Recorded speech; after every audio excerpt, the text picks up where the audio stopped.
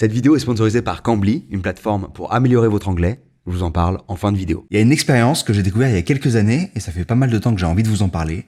C'est celle du Marshmallow Test, ou plutôt du Stanford Marshmallow Experiment. Storytime. Voici Walter Mischel, décédé en 2018. Regardez-moi cette coupe de beau gosse. On est en 1973 et ce beau gosse est psychologue et professeur à l'université de Stanford. Il décide de mener une étude sur les enfants et les marshmallows. Alors, je me suis rendu compte que je disais tout le temps les chamallows. En fait, chamallow, c'est le nom que Haribo a donné aux marshmallows. Voilà. Là, sur une boîte de Haribo, chamallow. Voilà. Alors que c'est des marshmallows, en fait. Pourquoi avoir fait ça? On ne sait pas. Ne dites plus chamallow, dites marshmallow. Voilà, on ne dit pas chamallow. On nous a menti. On nous a menti. En plus, c'est une marque déposée et tout, donc c'est des marshmallows. Ou bien des guimauves. Mais c'est moins marrant à dire. Alors, Walter Mischel, il s'en bat les steaks de tout ça. Lui, il sait qu'on dit marshmallow. Et en fait, il a fait appel à 50 enfants. Enfin, je pense qu'il a plutôt fait appel aux parents des enfants qui ont été d'accord. De 3 à 5 ans. Pour son expérience, il en a ensuite écarté 6 des enfants qui ne comprenaient pas apparemment les consignes. Voilà, ça m'a fait rire cette anecdote parce que je me suis mis à la place des parents des enfants qui se sont fait têche de l'expérience en fait. T'as quand même le seum. Sur 50 enfants, t'es pas foutu de comprendre les consignes. Les enfants restants, on leur dit la chose suivante. On leur présente un marshmallow, on leur dit « Voilà, je te laisse ce marshmallow, je sors un instant, si quand je reviens, t'as pas mangé ce marshmallow, je t'en file un deuxième. Si tu le manges avant que je revienne, bah t'en auras qu'un seul. » Alors combien de temps l'examinateur partait? Il partait 15 minutes. Donc si l'enfant réussissait à attendre un quart d'heure, il avait droit à 2 marshmallows. Cette étude, c'est donc une étude sur ce qu'on appelle la gratification différée. C'est votre capacité à résister à la tentation d'avoir une gratification immédiate dans le but d'en avoir une plus tard, en général supérieure. Alors au niveau des résultats, il y a genre un enfant sur 3 qui a attendu les 15 minutes, mais on s'en fiche un petit peu. C'est pas juste ce protocole-là qui a rendu l'expérience célèbre, bien que ce soit de la réelle torture pour les enfants. Ce qui a rendu l'expérience célèbre, c'est la suite. Parce qu'en fait, sur tous les enfants qui ont pu faire le test de marshmallow, on a fait un follow-up, c'est-à-dire qu'on a fait des études qui ont suivi en 88, en 90, etc., etc. On a remarqué qu'il y avait un lien entre à quel point les enfants attendaient pour le second marshmallow et à quel point ils ou elles réussissaient dans leur vie. C'est-à-dire à quel point ils avaient de bonnes notes, à quel point ils avaient de bonnes relations à l'école, à quel point ils avaient réussi à gérer le stress de l'adolescence, et même par exemple leurs notes aux tests SAT. Les tests SAT aux États-Unis, c'est des tests standardisés. Il y a des QCM, ce genre de trucs, qui permettent de rentrer à l'université. D'ailleurs, dans l'étude, on a aussi trouvé un lien avec l'obésité. Plus on pouvait attendre pour le second marshmallow, et moins on avait de chances d'être obèse. L'idée de ces études, c'était donc de montrer l'importance qu'avait cette gratification différée, et donc l'importance du self-control, de la discipline, ce genre de choses, pour la vie à venir. Cette capacité, elle est d'autant plus importante maintenant, parce que je trouve qu'on vit dans une ère de la gratification instantanée. En tout cas, moi, j'avoue, je le vis comme ça. La plupart des applis sur lesquelles je passe du temps fonctionnent en gratification instantanée, genre Instagram. Je poste quelque chose, j'ai des likes tout de suite. Twitter, que je sois soit en train de scroller sur le feed, soit en train de tweeter, dans tous les cas, gratification instantanée. Parce que soit je vais avoir un article ou une vanne que je vais trouver intéressante, soit je vais faire un tweet et je vais avoir des retweets, etc. C'est des choses dont on a déjà parlé ensemble sur cette chaîne, mais on n'avait pas parlé du côté instantané du truc. Enfin, je crois peut-être qu'on en a parlé en fait. On a tellement plus l'habitude de ça que parfois quand on écrit à quelqu'un et que la personne ne nous répond pas au bout de quelques heures, voire quelques jours, c'est hyper chelou. Parfois même vexant. Ou alors vous êtes fait ghoster. Voilà. Ça, c'est un autre problème. Ça arrive. Mais donc, on est habitué à voir les effets directs des choses, genre de manière instantanée. Et ça, je m'en suis vachement rendu compte depuis que je m'occupe de plantes, en fait. Depuis que j'ai des plantes chez moi, etc., où les effets sont beaucoup plus lents, en fait. Genre, je suis hyper pressé que, voilà, il y a une nouvelle feuille qui sort. La gratification n'est pas instantanée. Et c'est OK. On veut toujours tout de suite. Et la plupart du temps, on peut l'obtenir. Et je trouve que Internet a renforcé ça, cette instantanéité de ouf. Maintenant, je me faisais la réflexion, est-ce qu'un des grands marshmallow tests à l'échelle de la société, ce serait pas la crise du coronavirus? Au moment où je fais cette vidéo, les terrasses ouvrent à nouveau, on déconfine, voilà. Est-ce que c'est la bonne chose à faire? Est-ce que c'est pas trop tôt? Il n'y a pas vraiment de consensus là-dessus. Est-ce que être extrêmement strict pendant une période, ne permet pas d'avoir une plus grosse gratification derrière. Je pense par exemple à Wuhan, qui a été hyper drastique, et ensuite, quelques mois plus tard, c'était ça. Si je dézoome un petit peu, la Chine n'a eu qu'une seule vague. Je suis pas du tout en train de dire que c'est ce qu'on aurait dû faire. Hein, ça n'a rien à voir. C'est des situations très différentes, une culture différente, un régime politique différent, des frontières différentes, etc., etc. C'est pas des situations comparables. Mais je trouve ça quand même intéressant de rapprocher le marshmallow test de la gestion de crise du Covid. Il y a un parallèle que je trouvais cool. Après, le vrai marshmallow test, c'est le climat. Hein. Voilà. Est-ce qu'on sera capable de se priver d'une gratification instantanée pour une gratification différée qui aura lieu dans des années? Je l'espère. Maintenant, ça c'est une version de la réalité.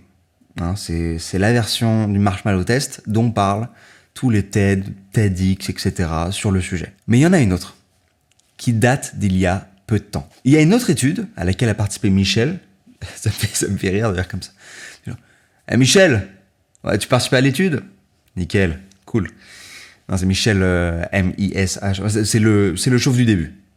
Oh, je l'ai réduit à sa coupe de cheveux, putain. Je tombe dans les travers de ce que j'ai dénoncé dans une vidéo il y a si longtemps. Mon Dieu, le serpent se mord la queue sur cette propre chaîne. Il y a une autre étude à laquelle a participé Michel qui étudie ce même groupe d'enfants, mais qui cette fois a la quarantaine d'années. Michel est d'ailleurs décédé avant la fin de l'étude, mais il avait capté l'idée. L'idée, c'est qu'on se rend compte d'un truc chelou. On se rend compte que les enfants qui avaient mangé le premier marshmallow plus vite ne sont pas plus pauvres, en moins bonne santé, moins bonne vie, etc. Ou même avec une moins bonne scolarité. Je cite, With the marshmallow waiting times, we found no statistically meaningful relationships with any of the outcomes that we studied. Wow, impressive. How come? Par ailleurs, si vous avez kiffé mon accent, c'est peut-être grâce à Cambly, le sponsor de cette vidéo. On en parle plus tard, pas de souci. Alors qu'est-ce qui a changé entre ces études et les études précédentes? Sûrement la question que vous êtes en train de vous poser. L'humain est prévisible. L'humain, c'est pas vous, c'est l'humain qui est prévisible. Et bien c'est que pour la première fois, on a fait une analyse beaucoup plus large des participants de l'étude. On a pris en compte par exemple leur richesse, leur dette, leur crédit, avec d'autres indicateurs non financiers. On a fait aussi un indice qui mesure sa capacité à autoréguler ses émotions. Voilà, on l'a fait à partir de 86 questions qu'on leur a posées à 17, 27 ans et 37 ans. Voilà, d'ailleurs, quand c'était 17 ans, c'était les parents qui répondaient pour eux. Et rien que cet indice, en fait, il explique la plupart des résultats des études. Voilà. Et qu'on y ajoute ce truc de marshmallow ou pas, ne change pas grand-chose. En fait, pendant longtemps, le message de l'étude, c'était pour que les enfants soient responsables et qu'ils aient du succès dans la vie, il faut qu'ils résistent le plus longtemps possible à manger ce premier marshmallow. Et en fait, c'est faux. C'est quoi la vérité alors? Je ne vais pas me risquer à répondre à cette question. Mais par contre, on peut parler de la suite des événements avec le marshmallow test. Eh bien, figurez-vous qu'il y a encore une autre étude, plus récente, qui brasse plus de monde et qui a analysé plus de facteurs. Elle s'appelle Revisiting the Marshmallow Test, a conceptual replication investigating links between early delay of gratification and later outcomes from Watts, Duncan and Cohen. Si j'étais rappeur, je pense que je l'aurais casé à un moment le nom de cette étude dans un rap. Parce que je trouve qu'elle sonne vachement bien. Déjà, ce qui change dans l'étude, c'est qu'ils n'ont pas pris genre un peu moins de 90 enfants, comme dans les études dont on a parlé avant. Là, ils en ont pris plus de 900. Okay. Et ensuite, très important, la première étude, elle est à Stanford. Elle est dans la maternelle qui se trouve dans le campus de Stanford. Là, ils sont allés chercher des enfants qui viennent d'horizons beaucoup plus variés. Il y a d'autres types d'ethnicité, il y a d'autres types de classes sociales, etc., qui sont mélangés dans cette étude. Donc ça la rend beaucoup plus intéressante. Et qu'est-ce qu'elle nous montre, cette étude? Elle nous montre qu'on peut difficilement dire que retarder une gratification nous permet d'avoir une meilleure vie. Ce qu'elle nous dit plutôt, c'est que la capacité à attendre le second marshmallow est étroitement liée au background économique et social de l'enfant. Et que c'est donc ça qui est derrière le succès à long terme de l'enfant. Par exemple, on apprend que chez les enfants dont la mère a un diplôme universitaire, ceux qui ont attendu le deuxième marshmallow n'ont pas de meilleurs scores SAT ou n'ont pas de meilleurs comportements d'après leur mère que ceux qui l'ont mangé direct. Et pareil à l'inverse, chez ceux dont la mère n'avait pas de diplôme universitaire. Si on enlève le facteur du revenu du foyer et de l'environnement de l'enfant à l'âge de 3 ans. D'ailleurs, dans les méthodes pour évaluer l'environnement de l'enfant, il comptait par exemple le nombre de livres qu'il y avait à la maison. Voilà. Pourquoi pas? Pourquoi pas Moi, j'en ai pas mal. Hein. Voilà. Si quelqu'un est chaud pour faire un enfant, je pense avoir vraiment un bon cadre. Je pense. En tout cas, en termes de livres. Mais il y a autre chose que j'aime bien dans cette étude, et qui m'a vraiment touché, c'est une explication de pourquoi les enfants les plus pauvres n'attendaient pas le second marshmallow. En fait, ils vivent dans un environnement où un tien vaut mieux que 2 tu l'auras. Ils vivent dans un environnement où, si un jour il y a à manger, faut en profiter parce que demain, ça sera peut-être pas le cas. C'est avec ce risque qu'ils vivent à la maison. Et même quand on leur promet des choses, parfois, les parents, ils peuvent pas honorer leurs promesses. Par faute de moyens. Dans le livre Scarcity, qu'on pourrait traduire par pénurie, l'économiste de Harvard, Sandil Mullainathan, et le scientifique de Princeton, Eldar Shafir, parlent de comment la pauvreté peut pousser certaines personnes à opter pour des choix court terme plutôt que des choix long terme. Si vous pensez que le premier marshmallow va disparaître, à quoi bon avoir le second? Ces derniers résultats ne changent pas le fait que savoir résister à la gratification immédiate, c'est important.